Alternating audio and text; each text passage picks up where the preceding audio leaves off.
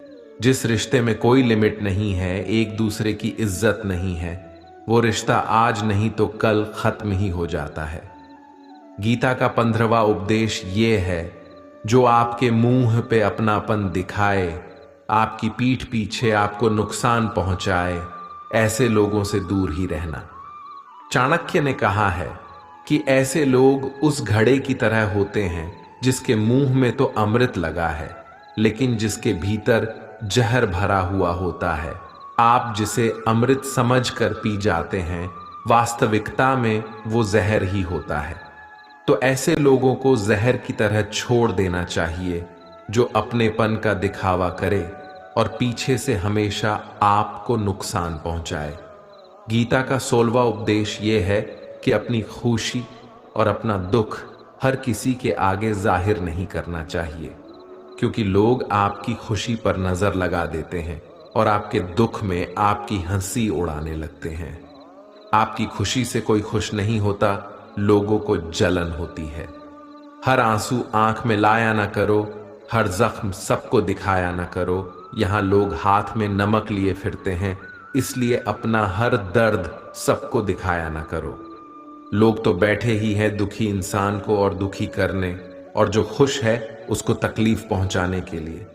अपनी मन की हालत अपने तक ही रखो, सिर्फ उसे बताओ जिससे उसे समझने की समझ हो। गीता का 17वां उपदेश यह है कि जीवन में कई बार नया शुरू करने के लिए पुराने को पूरी तरह से मिटाना पड़ता है। श्री कृष्ण से कुंती ने पूछा था कि हे कृष्ण, क्यों तुमने इतना बड़ा महायुद्ध करवा दिया? तो श्री कृष्ण ने बोला कि अधर्म बहुत बढ़ गया था और इस अधर्म का पूरी तरह से नाश करने के लिए, एक नए युग को लाने के लिए पुराने का सर्वनाश करना बहुत जरूरी होता है। जब कोई महल पूरी तरह से भंगार हो जाती है, बहुत पुरानी हो जाती है, तो उसे पूरी तरह से तोड़कर फिर से नवनिर्माण होता है। ऐसे ही आपके जीवन में भी आपको कुछ नया करना है, तो पुराने को पूरी तरह से मिटाना होगा। गीता का 18वां उपदेश यह है कि जब भी जिंदगी में खुद को अकेला महसूस करो, तब इस सच्चाई को ठीक से समझ लेना कि आप दुनिया में अकेले ही आए थे और अकेले ही जाओगे। वास्तविकता में यहां कोई आपका अपना नहीं है। एक दिन तो जो माँ बाप हमें जन्म देते हैं, वो भी हमें अकेला छोड़ के चले जाते हैं, तो औरों से तो उम्मीद ही क्या करना। यदि कोई आपका साथ छोड़ दे तो याद रखना कि वो ईश्वर सदा आपके साथ है, वो कभी आपका साथ नहीं छोड़ता। गीता में श्री कृष्ण ने अर्जुन से कहा कि चाहे कोई मनुष्य मुझे माने या न माने, लेकिन मैं इंसान का साथ कभी नहीं छोड़ता, क्योंकि ये सब मेरी ही संतानें हैं। इंसान को ईश्वर का ही अंश कहा गया है, इसलिए मनुष्य को ईश्वर की संतान कहा जाता है। इसीलिए आपको अकेलेपन से कभी दुखी नहीं होना चाहिए, कभी डरना नहीं चाहिए, बल्कि किसी गलत इंसान के साथ रहने से डरना चाहिए। एक कहावत है कि something is better than nothing, यानी कुछ होना कुछ नहीं होने से कुछ गुना बेहतर है। लेकिन एक और कहावत है कि nothing is better than nonsense. In nonsense लोगों के साथ रहने से अच्छा है आप अकेले ही रहो। इसीलिए गीता का ये उपदेश हर इंसान के लिए बहुत जरूरी है, जो खुद को अकेला समझकर दुखी हो जाते हैं। इसीलिए अकेलेपन से डरना, दुखी होना छोड़ दो, क्योंकि यहां कोई किसी का नहीं होता। गीता का 19वां उपदेश ये है कि जीवन में कई बार नया शुरू करने के लिए पुराने को पूरी तरह से मिटाना पड़ता है। श्री कृष्ण से कुंती ने पूछा था कि हे कृष्ण, क्यों तुमने इतना बड़ा महायुद्ध करवा दिया? तो श्री कृष्ण ने बोला कि अधर्म बहुत बढ़ गया था और इस अधर्म का पूरी तरह से नाश करने के लिए, एक नए युग को लाने के लिए पुराने का सर्वनाश करना बहुत जरूरी होता है। जब कोई महल पूरी तरह से भंगार हो जाती है, बहुत पुरानी हो जाती है, तो उसे पूरी तरह से तोड़कर फिर से नवनिर्माण होता है। ऐसे ही आपके जीवन में भी आपको कुछ नया करना है, तो पुराने को पूरी तरह से मिटाना होगा। गीता का 20वां उपदेश यह है कि कभी भी अपने धन, अपने पद और बल का अभिमान नहीं करना चाहिए। दुर्योधन को बहुत अभिमान था कि मेरे पास भीष्म पितामह जैसे, द्रोणाचार्य और कर्ण जैसे योद्धा बैठे हैं, तो ये पांडवों को तुम्हें यूं ही मसल कर रख दूंगा।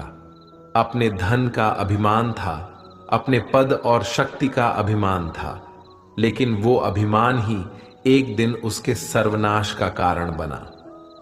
जो लोग अपने पैसे के अहंकार में या शक्ति के अहंकार में दूसरों को नीचा दिखाते हैं, दूसरों को चोट पहुंचाते हैं, एक दिन उनकी वही गलती उनका सर्वनाश कर देती है।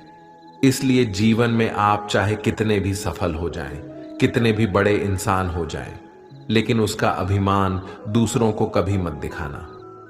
गीता का 21वां उपदेश ये है। श्री कृष्ण अर्जुन से कहते हैं कि हे अर्जुन, मृत्यु जिसे कुछ समय के लिए टाला तो जा सकता है, किंतु झूठा साबित नहीं किया जा सकता। और ये शरीर तो किराए के घर की भांति है, जहां हम कुछ समय के मेहमान हैं। शरीर नश्वर है, किंतु आत्मा अमर है। जो होना है उसे कोई टाल नहीं सकता, और जो होना ही नहीं है उसके बारे में शोक व चिंता करके स्वयं की परेशानियां बढ़ाने के ही समान है। जो भी जन्म लेता है उसकी मृत्यु निश्चित है, और मरने वाले का जन्म निश्चित है। इसलिए जो अटल है उसके विषय में तुमको शोक नहीं करना चाहिए। सच्चाई से कभी दूर नहीं भागा जा सकता है, इसलिए सत्य को स्वीकार कर लेने में ही हमारी समझदारी है। झूठ को जानबूझकर सत्य मानकर जीना ही बहुत बड़ी गलतफहमी कहलाती है। स्वयं की व्यक्तिगत सोच गलत फहमियों को भी जन्म दे सकती है, इसलिए स्वयं की व्यक्तिगत सोच को दूसरों पर कभी नहीं थोपना चाहिए। वासना, क्रोध और लालच ये नरक के 3 द्वार होते हैं। बिना मोक्ष के जन्म मरण के चक्र से छुटकारा नहीं पाया जा सकता। जिस प्रकार अग्नि सोने को परखती है, उसी प्रकार संकट वीर पुरुषों को परखती है। मनुष्य का सबसे बड़ा और सबसे पहला शत्रु या मित्र उसका मन ही होता है। एक और हद से अधिक इच्छाएं जीवन का सुकून छीन लेती हैं। बिना किसी पुरुषार्थ के आप अच्छे फल व सकारात्मक परिणाम की कामना ही नहीं कर सकते। यदि आप धर्म के मार्ग पर चलते हैं तो परिणाम की चिंता किए बिना अपने धर्म का निडरता से पालन करें। गीता का 22वां उपदेश ये है कि जहां आपके लिए प्रेम और इज्जत नहीं है, वहां कभी मत जाओ। महाभारत का युद्ध शुरू होने से पहले श्री कृष्ण हस्तिनापुर गए थे, पांडवों की तरफ से शांति प्रस्ताव लेकर के। तब शकुनी ने दुर्योधन से कहा, ये कृष्ण बड़ा मायावी है, अगर ये हमारे पक्ष में आ जाएं तो समझ लो पांडव हार ही गए। तो इसकी सेवा करो, इसको अपने घर आने का निमंत्रण भेजो, इसे खुश करो। जब श्री कृष्ण हस्तिनापुर पहुंचे तो दुर्योधन ने उन्हें अपने घर आने के लिए कहा और श्री कृष्ण से कहा, आप मेरे घर में रहिए, मेरा आतिथ्य स्वीकार कीजिए, मेरे घर में भोजन कीजिए। तो श्री कृष्ण ने दुर्योधन से कहा कि दुर्योधन, इंसान को किसी के घर तभी भोजन करना चाहिए, तभी जाना चाहिए, या तो उसे बहुत प्रेम हो, या तो हमारे जीवन में कोई बहुत बड़ी आपत्ति आ गई हो। ना तो मेरी जिंदगी में कोई आपत्ति आई है और ना ही तुम्हारा मुझसे कोई प्रेम है, तो तुम्हारे घर तो मैं कभी नहीं आऊंगा। तुम मुझे अपने घर बुला रहे हो सिर्फ और सिर्फ अपना मतलब पूरा करने के लिए, और मतलबी लोगों के घर कभी नहीं जाना चाहिए। इसीलिए इससे हमको ये शिक्षा मिलती है कि जिसके दिल में आपके लिए प्रेम नहीं है, इज्जत नहीं है, वहां आपको कभी नहीं रहना चाहिए। आपको सिर्फ उसी जगह रहना चाहिए जहां आपकी कदर हो, आपको इज्जत मिले और जहां आपको प्रेम मिले। गीता का 23वां उपदेश यह है कि मूर्ख और दुष्ट लोगों को कभी ज्ञान नहीं देना चाहिए। इससे उनके अहंकार को चोट लगती है और वो आपके लिए मन में वैर भाव लेके बैठ जाते हैं और वक्त आने पर आपको ही नुकसान पहुंचाते हैं। मनुष्य जीवन बहुत दुर्लभ है, इसे व्यर्थ न जाने दो। जीवन में ऐसे कर्म करो जो आने वाले मानव जाति के लिए प्रेरणा स्रोत बन सके।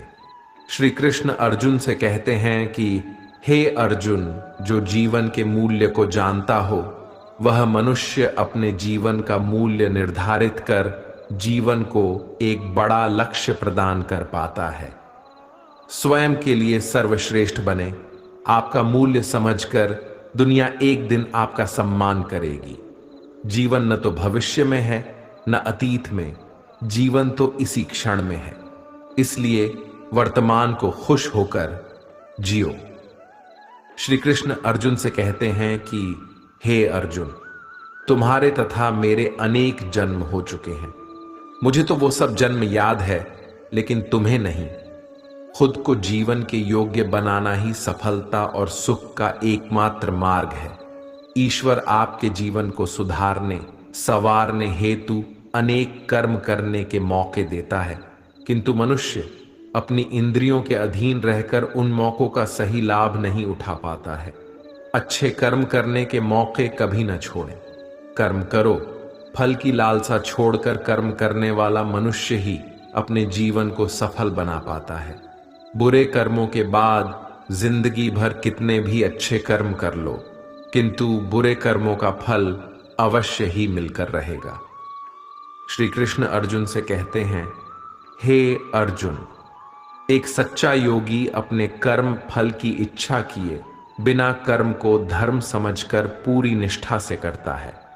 जो मनुष्य न तो कर्म फल की इच्छा करता है और न ही कर्म फलों से घृणा करता है, वह सन्यासी जाना जाता है।